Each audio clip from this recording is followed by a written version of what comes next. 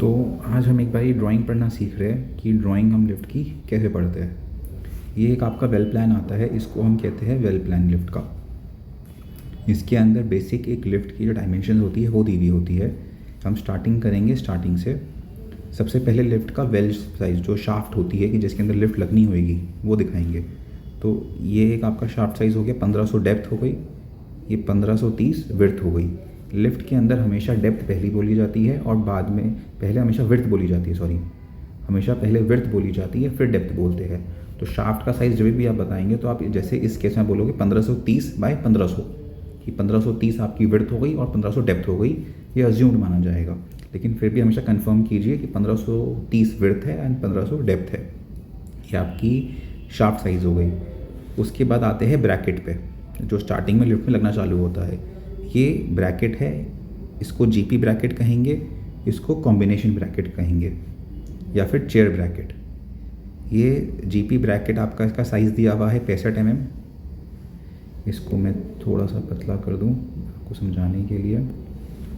ये दिया हुआ है इसका 65 mm जीपी ब्रैकेट का साइज़ है, बाहर से बाहर तक का। और ये है 275 कॉम्बिनेशन ब्रैकेट का साइज़। तो जब भी आप ऑर्डर लिखिए आपको ये दोनों साइज़ पता होने चाहिए और इधर से ड्राइंग देखना चालू कीजिए सबसे पहले ब्रैकेट से। उसके बाद ये है गाइड रेल, जो ये टी शेप का बना हुआ है, ये है गाइड रेल। ये आपका गाइड रेल हो जाता है। इधर आप अपने ये लिख लीजिए गाइड रेल। उसके बाद आ जाएंगे हम डीबीजी पे। अब इसके अंदर साइजेस दो जगह से चालू होते हैं, एक है डीबीबी। डीबीबी का फुल फॉर्म है डिस्टेंस बिटवीन ब्रैकेट्स। ये 1190 आ रहा है, मतलब 275 जहाँ पे ख़त्म हो रहा है और जहाँ पे 65 mm ख़त्म हो रहा है, इन दोनों के बीच का डिस्टेंस आता है आपका 1190। उसके बाद आता है डीबीजी, दिए हुए डिस्टेंस बिटवीन गाइड रेल। ये साइज़ आपका आया 1060। जो हम कार फ्रेम बनाते हैं जिसको हम डीबीजी कहते हैं अपना, जब हम प्रोडक्ट बनाते हैं तो डीबीजी के अंदर साइज़ हम 1060 लिखते हैं। ये आपका इस गाइड रेल टू इस गाइड रेल के बीच का डिस्टेंस हुआ। उसके बाद आपका आया के प्लेटफॉर्म साइज़। प्लेटफॉर्म साइज़ वो हुआ जो प्लेटफॉर्म आपका डीबीजी या कार फ्रेम के ऊपर बैठता है। और फिर उसके बाद फाइनल आता है केबिन इनसाइड, जो आपको फिनिश्ड अंदर केबिन मिलता है। आप ये देखेंगे कि ये प्लेटफॉर्म साइज़ आया हुआ है, ये आपका डीबीजी से नॉर्मली 80 mm कम होता है। डेप्थ में आप देखेंगे तो डेप्थ में जो है प्लेटफॉर्म आपका 1294 है और उसके बाद इनसाइड आपका 1160 इनसाइड है। मतलब आपका जो नीचे का बेस बनेगा वो आपका एक 980 बाय 1294 बनेगा, मतलब 980 विड्थ बाय 1294 डेप्थ। और आपको जो केबिन अपना इनसाइड मिलेगा, खड़े होने के लिए जो जगह मिलेगी अंदर, वो मिलेगी 920 mm बाय 1160 mm। एक और चीज़, जितनी भी इसमें डायमेंशंस है वो mm के अंदर है। इसी तरह हम एक एक करके सारी डायमेंशंस को पकड़ेंगे। हमने ये बता दिया distance between brackets, distance between guide rail, ये प्लेटफॉर्म साइज़, ये केबिन इनसाइड साइज़। ये आपका आता है, ये है आपका एंट्रेंस कि आपने कितने mm की आपकी ओपनिंग है लिफ्ट की दरवाजे की। ये 700 mm आपकी ओपनिंग है और ये सेंटर ओपनिंग है। ये आपका 120 और 120 जो लिखा हुआ है 120 mm, और इधर भी ये 120 mm आएगा, जिसका टोटल जो साइज़ लिखा हुआ है 940 है। ये आपका डोर फ्रेम का साइज़ है सामने का। अब आ जाएंगे हम दूसरी तरफ की डायमेंशंस पे। अब ये आपका जो एरिया है ये आपका काउंटर वेट फ्रेम का एरिया हो जाता है।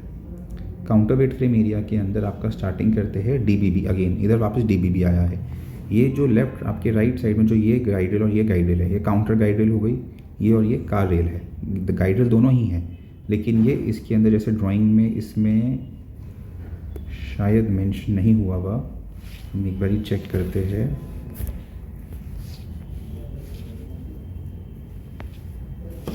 एक मिनट आप दीजिए।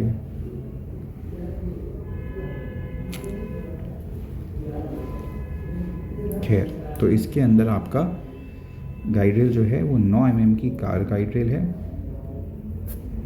और 5 mm की आपकी काउंटर रेल है।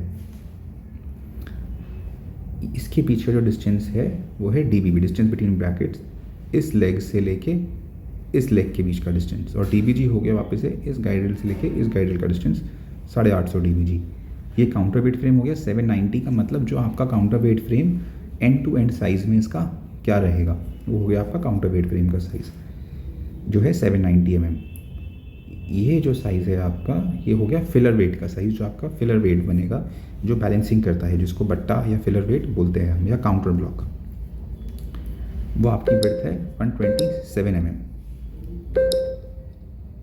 उसके बाद हम आते हैं इसकी शीव साइज़ पे। अब डीबीजी में आप देखोगे तो ये जो आपका जो पूरा वेल प्लान है, ये जो पूरा वेल प्लान है, ये है आपका MRL प्लान बॉटम पुली।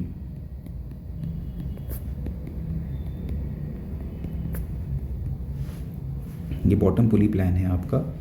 इसके अंदर 2 पुलीज़ लगी हुई है लिफ्ट के अंदर, 2 कार डीबीजी में और ये काउंटर डीबीजी में। डीबीजी जो उधर 2-2 लिखी हुई है, जो आपकी विड्थ में जो डीबीजी है जिस पे कार रेल आती है, वो होती है कार डीबीजी, ये होती है काउंटर डीबीजी। तो इन दोनों में ये फ़र्क है।